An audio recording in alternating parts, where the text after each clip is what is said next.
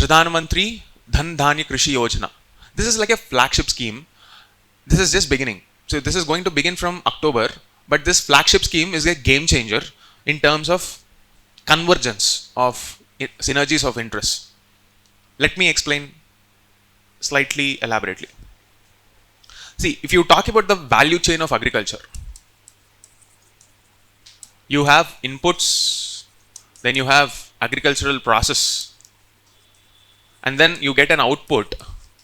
Here, forward linkages start.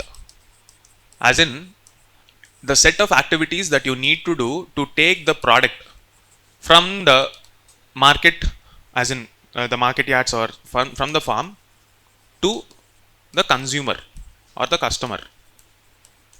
This is the entire value chain of agriculture. At every point of time in this sector of economy, there is vulnerability. Why? Because let's begin with climate. India is a climate dependent agricultural nation, unlike countries like Israel, which defied most laws of nature by creating those technologies which focus on resource efficiency. And in a highly unorganized climate dependent sector, the vulnerabilities will only increase for the farmers. Correct. So, how do we make these inputs affordable? By giving money. The fundamental problem of agriculture is that input costs are much higher than the revenue that they are generating, and therefore it is no longer treated like a proper business. Why? Because there are multiple reasons. For one, farmers are segregated. Land fragmentation is there. According to the agricultural census, 86% of the farmers are small and marginal, and when they are divided amongst themselves, they don't have a bargaining power. The middlemen, after this process is over at the farm level, farmers are incapable, or at this point of time do not have the financial capacity to garner all those resources and sell directly to the markets. Therefore, all the marketing activities of the output happens at market yard level in villages, at districts or mandals through APMCs. These middlemen take away most of the wealth that is generated out of agriculture. And what's worse, agricultural income is not taxable. They might register themselves as farmers, but they don't pay taxes. So it's like a fiscal vacuum that is left alone, and we need to fix that. This is the overall problem of agriculture. Am I saying that entire problem will be fixed by this umbrella scheme? No. Taking inspiration from NITI Aayog, Aspirational Districts Program. What is this Aspirational District Program? I'll talk about it. Consider the most backward districts in this country. Those backward districts are lacking in every possible parameter. Let's say, for example, health, education, sanitation, proper roads, name it, you have a problem there. What if our energies are focused on these aspirational districts to make them better? Because rural planning and development should ideally happen at panchayat level. But we know the problems of local governments where they do not have funds, functionaries or the skilled people to get it done. So aspirational district program is a program that emphasizes on a top to bottom level. That is, from the central level, you will have plans taken from the Gram Panchayat level, but the execution and the monitoring is done through the district collectors who report to the states, and therefore from the states to the center. So there is an accountability mechanism to the center rather than democratic decentralization. Why did the NITI Aayog, why did the government have to come up with this? Because these districts which are backward cannot be left alone.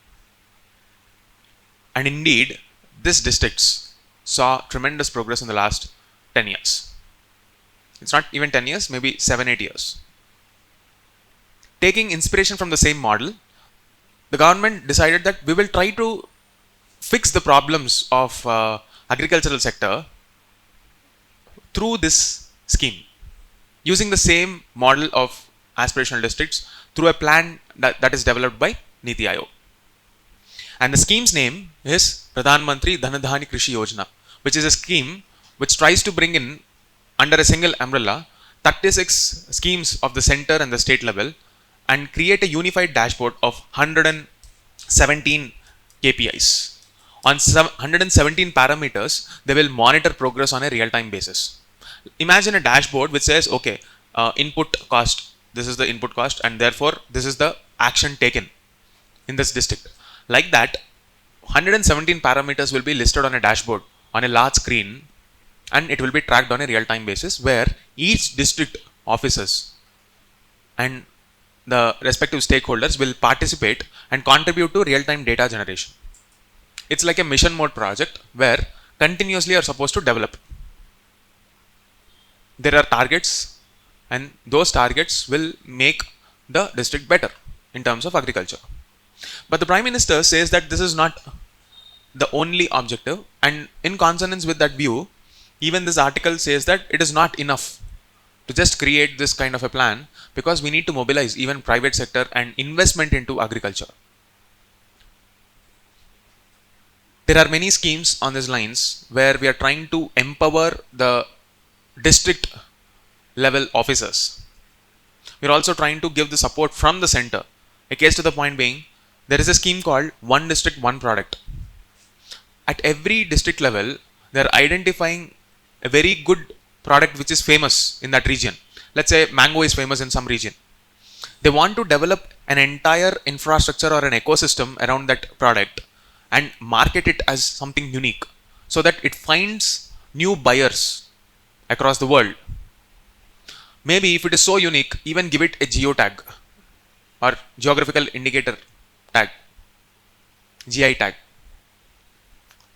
That is going to give sort of a monopoly on the identity. Recently, there was this controversy about Prada using Kolhapuri chappal, which is a GI tag. In fact, officials from Prada came down to Kolhapur to see the designs. If those designs are actually used by Prada, they would be paying up money to, I don't know, whoever is holding that Kolhapuri chappals, which can be used again for the development of the industry therein. So, by creating governance mechanisms like this, we are innovating for the world. We are marketing the products for the world. And you integrate agricultural sector, which is like the raw material provider, make it efficient, and then combine it with, let's say, a food processing industry or a commerce body, Ministry of Commerce. Under Ministry of Commerce, there are some things called export promotion councils. Tag these districts by creating FPO. See, this is not there in article. This is my own interpretation. So I'm just trying to create a vision for you so that you understand how to extrapolate the content and think about developmental agenda. Let's say agriculture becomes efficient, products are created. Now you have to market it. What should be the support from the government? You have schemes like this One District, One Product scheme. Combine that with giving farmer produce organizations some power. What are farmer produce organizations? I told you that 86% of the farmers in this country are small and marginal, meaning they have very small piece of land and they're too small individually to bargain with big corporates. What if they all come together, bring their produce together, create a company? That company is called FPO.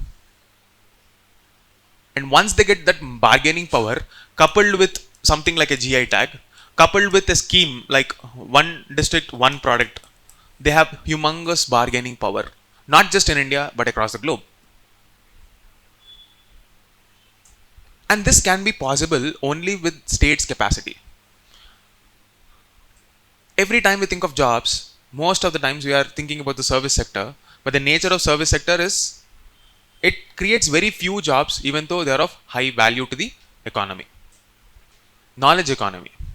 But what about this sector, the primary and the secondary sector, where in the rural areas, anything apart from agriculture is virtually absent. If we have to contain the rural to urban distress migration, schemes like this are going to be extremely important. Right. And it is in this context, this article is very important. Please read it. Okay. I think that's it for the day. These are the important articles that you need to study. Spend more time on these two articles, understanding inequality, the metrics of inequality, and understanding agriculture. Where does this article fit in the entire supply chain? Clear? That's it for the day.